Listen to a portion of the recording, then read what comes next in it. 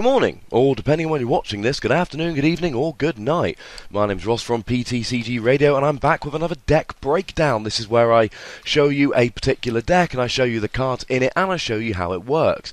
Today we are looking at Flygon Dusknoir. Now this was a list which was taken from a foreign nationals, but it's also the list, or at least very, very similar to the list that Henry Pryor used to get top 8 at US Nationals just this past weekend. So, let's get in and see what it looks like. Now, first of all, I should point out that we have in fact got one Chorus, one Lysandre, I should say.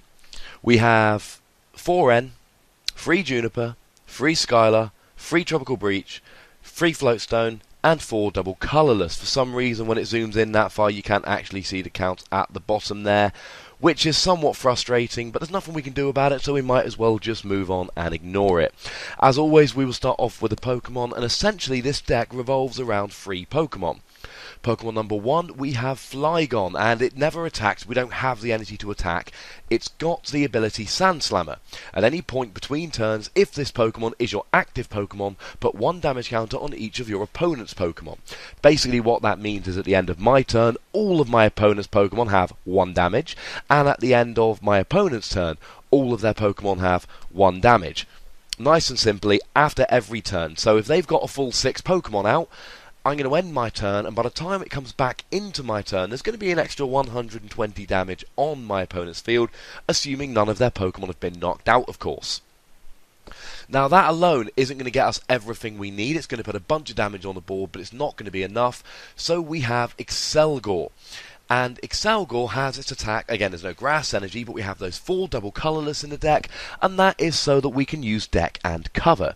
50 damage for a double colourless energy, the defending Pokemon is now paralysed and poisoned, and then you shuffle Excelgor, DCE and Shelmet back into your deck, and what this means is that Excelgor never gets knocked out. Unless of course it ends up on the bench and gets Lysandred.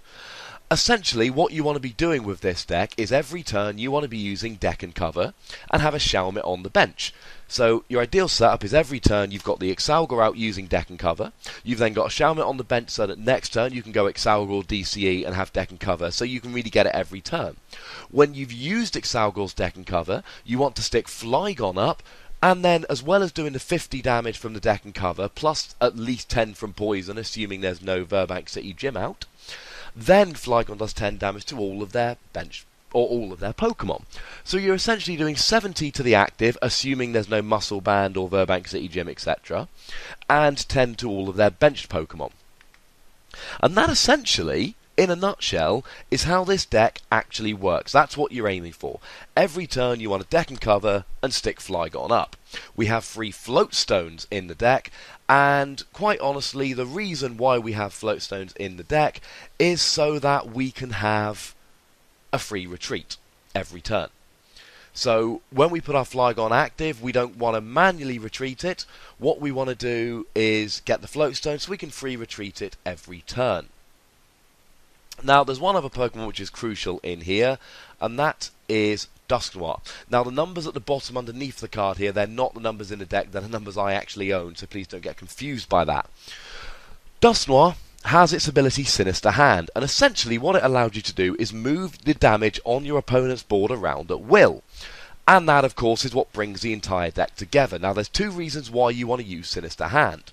First of all, you're putting a bunch of damage on your opponent's side of the field with deck and cover and with Sand Slammer, and then Dusknoir allows you to move it around and put it on whatever you want. Now, one thing you can do here is leave a bench Pokemon with just 10 damage left, so that Sand Slammer is going to knock it out at the end of your turn. You can avoid taking KOs, so what that's going to allow you to do is actually take all of your 6 prizes in one go by moving the damage around with Sinister Hand, and making sure that if your opponent wants to end you, the only option they have is to end you to 6. You can take prizes mid-turn if you're digging for a particular card, or if you play a town map to get it to see what your prizes are, which of course this particular list is not playing, but if it is, you can. And the other thing you can do is you can stream deck and cover. So I'm going to use Excelgor's deck and cover to paralyze and poison my opponent if they don't have a switch or a Keldeo with which to rush in. And of course they may well, because there's no trainer or ability lock here, so those options are available to them. But if they can't get out of the active, they're going to be paralysed. When it comes into my turn, I have to deck and cover again. Sooner or later, deck and cover is going to kill them. So what we do is we use Dusknoir's Sinister Hand ability to actually move the damage off of the active Pokemon, so we keep paralysing the active Pokemon, move the damage over to the bench Pokemon to ensure that that active Pokemon never actually dies.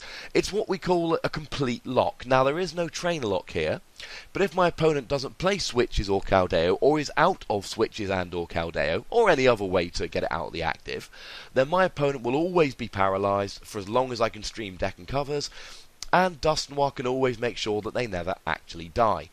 And essentially that's what you have here. You have Excelgor streaming deck and covers every turn, Flygon adding more damage with Sandstorm, and Dusknoir moves damage around. Maybe it's going to make sure you take all 6 prizes in one turn, maybe it's going to move damage to keep the active locked and paralysed and poisoned, or maybe you're just going to move the damage around with Sinister Hand to make sure that you can kill any Pokemon that's threatening you.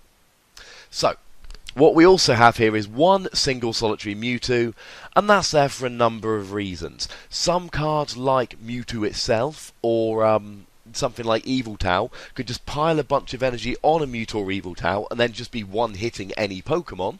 So Mewtwo provides an answer for that if you haven't got enough damage on the field to take that Pokemon out with Sinister Hand. But also, it can just do some early damage, or take the last couple prizes. It's a nice utility attacker. You're playing double colourless anyway, so you pop one of them in. The other thing it can be used for, and it's not ideal, but it has some use in this regard, is just use it as a damage sponge. Nice and simply. You just let it get hit while you set up behind it. So, in terms of consistency then, the brilliant thing about this deck is you're only playing 4 energy, so that gives you space. So we are playing free Tropical Beach. Tropical Beach allows you to draw cards until you've got 7 in your hand, and it ends your turn. But unless you're going to deck and cover, a lot of the time you're just going to want to use Tropical Beach. Firstly, you're setting up a minimum of 2 Stage 2s and a Stage 1, so you're going to need that Tropical Beach to draw extra cards. But also, there are some turns where you just want to leave your Flygon active and use its Sand Slammer ability to put damage onto your opponent's side of the field, so you can do damage and Tropical Beach. Having free Skylar basically just allows you to search for any of the item cards, which, as we'll see in a minute, are very, very multiple. Having free Juniper allows you to just draw 7 cards, and Juniper is one of those, it can backfire in this deck. Because you're playing a lot of Stage 2s, you need your rare candies, you need your Dusknoirs, your Flygons, your 4 double colourless energy. And sometimes, and there is a game which I'm going to put up where this does unfortunately happen, you end up Junipering stuff that you're really going to need later on in the game. It can do badly, and that's generally why we're not playing all 4.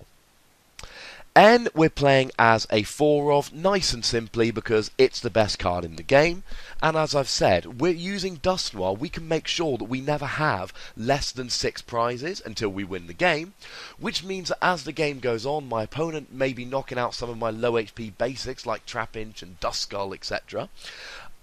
And then N is going to hurt them a lot more than it's going to hurt me. Not to mention the fact that if I've got Flygon and Dusknoir up, that might be enough to win the game just as it is. One Colress is in there just because Colress is an amazing supporter. I'm probably going to have a full bench. And one Lysandre is in there, not Lysander as a side note, Lysandre, it's R-E not E-R. It's in there nice and simply, purely because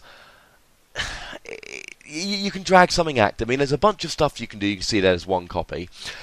There's a bunch of stuff you can do with this, but the main reason for it in a deck like this would be to try and strand something active. Run your opponent out of switches, which of course can be far more easily done using Excelgor because they're going to have to use the switches to get paralysis. And then you can drag something active and just use Sand Slammer and or deck and cover to put enough damage onto the field to draw all of your prizes and win the game.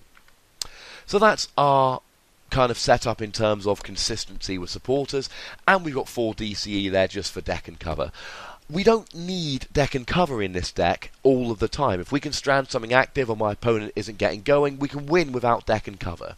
But it's much, much more difficult to do. So let's have a look at the trainers. Dowsing Machine, nice and simply, is because we need so many item cards here, be it level ball to set up, max potion, rare candy to get our stage 2s, etc, etc. Computer search would be lovely to help you set up, but it's got to be Dowsing Machine, really. We've got one Enhanced Hammer here, which isn't going to do a huge amount of good, but what Enhanced Hammer will do is slow my opponent down. With a deck like this, it very much is, if I set up, I am going to win. It's as simple as that. So, if I can knock off a double colourless energy, or an energy from a Kyurem to stop it being able to use Blizzard Burn the next turn, etc., it's going to buy me time to set up. And that's really all Enhanced Hammer's there for. In terms of consistency, in terms of getting Pokemon out, we see free Level Ball, which will get our Excelgor, or our Shelmet, or our Trapinch, or our Vibrava, or our Duskull. And we see free Ultra Ball, so we can be getting those Pokemon out. We also see a single Evo Soda, I should say, which isn't going to do that much good because it will get Excelgor and Trapinch, and then Flygon, but it won't get Dusknoir and it won't get Flygon unless we've already got a Vibrava out. That's why there's only one copy there. It's mainly in there for Excelgor, but it can come in handy. Going back quickly to Pokemon counts, the reason why we play a 3-0 free Flygon is because that's a big, beefy stage 2, and if we've got 3 knocked out, we're probably losing the game anyway. The reason why we're playing a 2-0-2 Dusknoir is purely because we can't find room for more. We don't really want to be starting with Duskull here. We want to be starting with Shelmet, Mewtwo, or Trapinch, so that we can deck and cover, or Sand Slammer, or X-Ball on our second turn. Maybe even X-Ball turn 1 if we're going second. But obviously running a 1-0-1 Duskull would lead to bad prizes. And that way, if we get a Dusknoir knocked out, we've got a second one there. If you're getting 2 Dusknoir knocked out, there is a very good chance you'll lose in the game anyway. So just to finish out then with the rest of the cards nice and quickly, Max Potion, we run 2 copies of this here because it heals all of our damage, and we very, very rarely have energy on Pokemon. 90% of the time, maybe more, we're putting a double colourless onto Excelgor in order to deck and cover, which means they're doing damage to our Dusknoir, or they're doing it to Flygon, or Mewtwo maybe. We may occasionally max potion a DCE off of Mewtwo, although we'd have to be very careful because we've only got 4 DCEs. They're not recoverable, they are important. But generally, this is really, really good because we're not using a huge amount of energy, so we don't need to preserve it. 1 Power Pad is in there, just really to get our supporters rolling around again, and it also gives us 2 Lysandre, which is very important. 1 Sacred Ash is in here because, first of all, there's no basic energy, so it instantly makes it better than Super Rod. Super Rod lets you get free in any combination of basic energy and Pokemon, but of course with no basic energy, Super Rod gets free, Sacred Ash gets 5. And there's no reason you wouldn't want to put the most in here. It's not like a Flareon deck where you want Pokemon in the discard, or if you want Execute, for instance, in other decks. You run a lot of Pokemon, you might have to do a Brutal Juniper early on in the game, etc, etc. Sacred Ash is absolutely clutch here. We've got 1 switch for if we end up paralysed or asleep or something along those lines. Sand Slammer will work if Flygon is asleep. It's not like the old Poker Powers and Bodies, etc. But we still sometimes are going to want a deck and cover going. Only 1, because if you look how tight this list is, we've only got room for 1. The free Float Stone are, again, they're absolutely key to the deck because we really want to be retreating Flygon. The reason we can afford to only run 3 is because it still gives us a good chance of getting it out early game, but we're only ever putting on 1 at a time. We're not going to put 3 Floatstone down and get them all surprising Megaphone at the same time. Generally, we're going to be putting 1 Floatstone down, and if it gets startling Megaphone, we'll put a second Floatstone down. We want 1 Flygon with a Floatstone on so we can deck and cover and retreat it. Now, one of the things that this deck is very vulnerable to, if we look at that Dusknoir, it's got a retreat cost of 3, and we're only playing 4 double colourless energy. So we do have to be very careful in matches that Dusknoir doesn't get Lysandred or captured or red signalled or bright looked up and stuck in the active while we deck out, which is a genuine possibility. So when we're playing this, we want to keep our switch and our free float stones and our dowsing machine, so we've got options in case that gets dragged up, because that is a way some people will try and beat this deck. It's not so much of an issue with Flygon, because Flygon has got that ability as well as a single retreat cost, so we can use a DCE if we're desperate. And it's not such an issue with Excelgor and Shelmix, you can deck and cover, or Mewtwo because you can X-Ball, but Dusknoir getting captured up is an issue.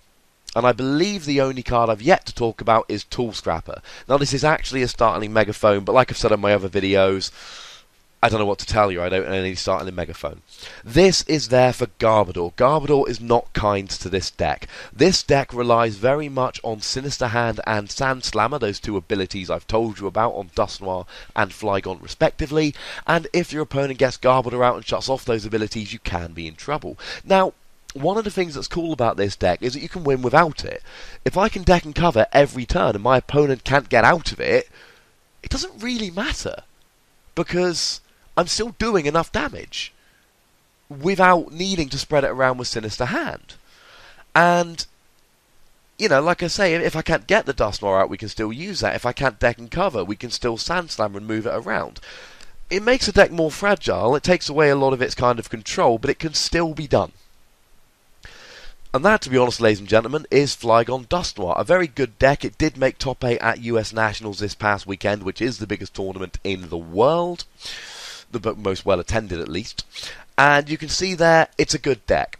It takes a lot of setup, and you will lose some games because you get all of your basics knocked out too early, but that's the way it goes.